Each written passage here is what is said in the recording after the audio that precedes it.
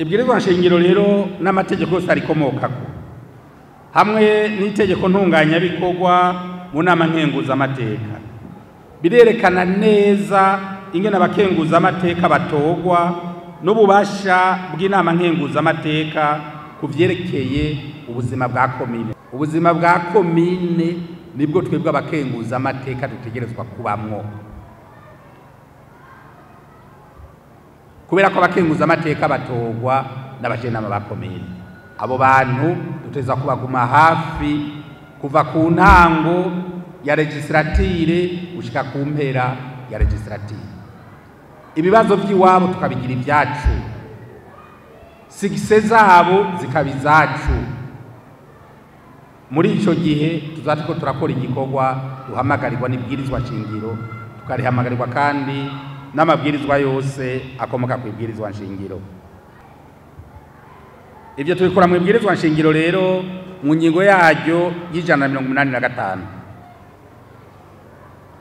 Ibwirizwa nshingiro mu ngingo ya 185 niyihereza abajenama ba komine uburenganzira bwo gutora abakenguza mateka. Inama nkenguza amateka ifise ububasha buhe ku makomine. Inama nkenguza amateka mu bikorwa byayo vya misi yose, amategeko yose arongoye komine yose aratogwa n'inama nshinga amateka, akagaruka mu nama nkenguza amateka gukenguzwa. Ni ukuvuga yuko amategeko yose arongoye komine atogwa n'inama nshinga amateka na nkenguza amateka. Ni ukuvuga ko ayo mategeko yose twavuze ko uno munsi atonze neza, inama nkenguza amateka yafisemo uruhara, kuko mu baba yatondesheje nayirimwo. Nico gituma iteza gukurikirana neza yuko uko yayatoye ariko arakurikizwa muri komine. Iramaze gutora amabwirizwa rero yunganira ibwirizwa nshingiro atari make. Aha novuga ibwirizwa nimero 1 agakwego 18 y'itariki 7 Ruheshi 2024 risubiramwo intwaro muri komine. Ibwirizwa yunganira ibwirizwa nshingiro nimero 1 agakwego 5 yo kuwa 16 kwezi kwa 3 2023 rigena kandi ryerekana imbibe z'intara, amakomine, amazone, imitumba n'amakartier vya Republika y'u Burundi. Ayo yose n'amategeko yatowe n'inama nkenguza amateka. Aya mategeko ndiko ndababwira ngaho guhera kuri itegeko rirongo rigena uburongozi bwa komine, iri rigena imbibe. Ibwirizwa nimero 1 agakwego yo kuwa 25 Rusama 2005 na 15 riha amakomine ububasha bwa leta. Ibwirizwa ryagiriyeho 2015 ni komine yaronse ububasha bwa leta.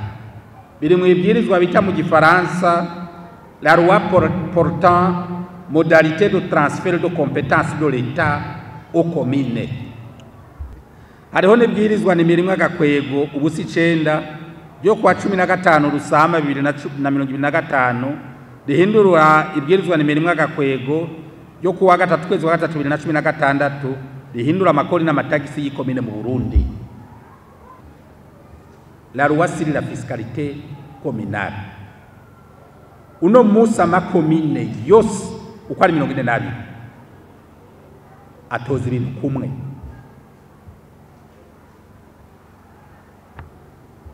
Ubutunzi inka, ubutunzi impene, wabazi inka, wabazi impene, wabazi ingurube, ubutunzi kinga, byose bitozwa kumwe. Za pilone zose murirwa muratoza muri komine byose bitozwa kumwe. Kubera iki? Ibyari bihasanzwe karakajagari.